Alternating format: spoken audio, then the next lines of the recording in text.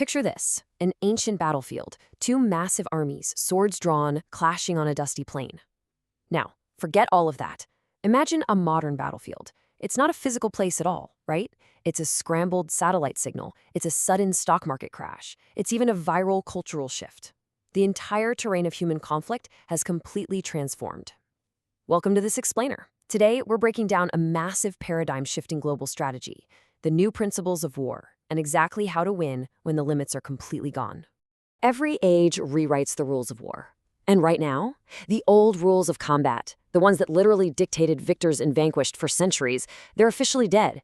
We have entered this era of cinematic, beyond-limits warfare. It's a reality where the entire system itself is the weapon. Okay, let's dive into this timeline. Military strategy has always evolved in these massive leaps. 2,400 years ago, you had Sun Tzu laying down the very first principles of combat. Fast forward to the 19th century, Napoleon builds this comprehensive framework for soldiers. Post-World War I, J.F.C. Fuller synthesizes all of that into modern rules. But then we hit 1991, the Gulf War. Suddenly, warfare takes this incredibly sharp pivot. Literally everything changed. See, before 1991, warfare was basically just a mad dash toward greater physical destruction. Who could blow up more stuff, right? But four specific developments totally derailed that old track.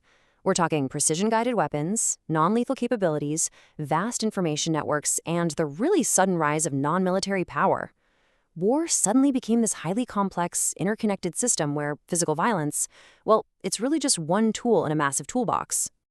So, to map this out, we're going to look at an 8-principles wheel to break down this new systemic framework. 1. The evolution of war. 2. Expanding space and time. 3. Redefining ends and means. 4. Asymmetry and complex coordination. And 5. Controlling the entire process. Let's get right into it. Section 2. Expanding space and time. Now, what's really interesting about this slide is how it defines omni-directionality.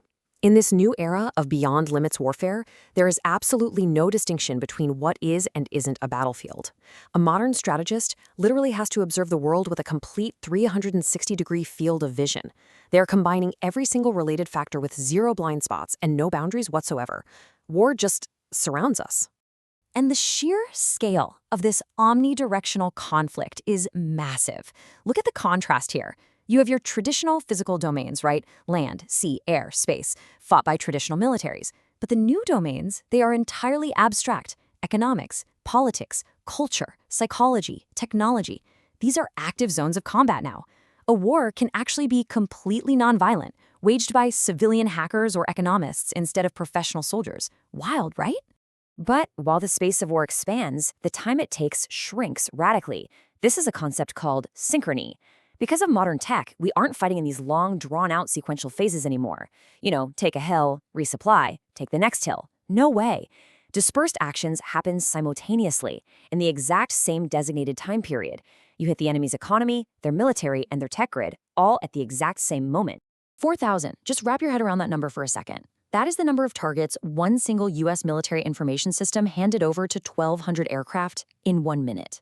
1 minute. It really makes this whole concept of compressed time completely visceral. A synchronized strike across multiple networks could literally take just an instant, basically deciding an entire war before the enemy even realizes it's begun. Section 3. Redefining ends and means. Here's a crucial balancing act for modern strategy. Your objectives absolutely must remain smaller than your measures. Setting a rational limit is make or break. The source points out some major historical examples of strategic overreach, where objectives just totally outgrew the available means, like MacArthur in Korea, the US in Vietnam, or the Soviets in Afghanistan. Impartially speaking, history shows us that whenever objectives become unrestricted and outpace practical measures, defeat is basically guaranteed. But here's the twist. While objectives must be strictly limited, the measures you use to achieve them can actually be unlimited. Take General Sherman's march during the American Civil War. He used unlimited measures, literally burning and plundering the Southern economy, but he did it to achieve a very specific, limited objective, destroying their ability to resist. Contrast that with Egypt in the Yom Kippur War. They tried using limited measures for a limited objective and ultimately failed to hold their initial victory. A really smart strategist will break the boundaries, sure, but only to accomplish a highly specific goal. So the crucial point is this idea of minimal consumption. And listen, rationality here is way more important than just being thrifty. It's about combining your advantages, your more superiorities, intelligently to achieve less overall waste. The text actually compares the brilliant efficiency of the German Blitzkrieg, which brilliantly combined speed, route, and weapons, with the senseless, grinding meat grinder of Verdun. True efficiency means combining advantages intelligently to end conflicts quickly. Moving into Section 4, Asymmetry and Complex Coordination. So how do smaller forces take on giants? Asymmetry. This is all about finding nodes of action in the complete opposite direction of the conventional balance. Conventional forces are highly predictable. They want direct head-to-head combat.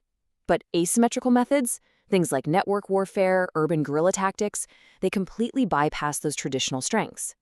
Weaker entities in places like Chechnya and Somalia use these asymmetrical tactics against major conventional armies. They avoided head-on collisions entirely, striking where the adversary wasn't looking to cause massive psychological shock. And pulling that off requires something called multidimensional coordination. This means coordinating all forces, both military and non-military, across entirely different spheres. The absolute game changer here is taking intangible, non-military resources and directly injecting them into the sphere of war. Geography, cultural traditions, ethnic identity, the economy. These are now strategic resources deployed with the exact same weight as tanks or fighter jets.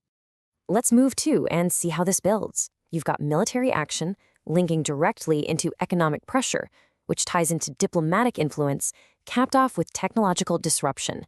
It's this gradational, interlocking network working together simultaneously to cover a single objective. It's not just throwing everything at the wall to see what sticks. It's about mobilizing precisely what's needed across every single dimension to completely overwhelm the system. Section 5, Controlling the Entire Process. Think about the immense challenge of actually managing this. In a high-tech war that can literally end in the blink of an eye, losing control of just one single link in the network can cost you the entire conflict. To maintain control, you have to constantly acquire information and adjust actions in real time.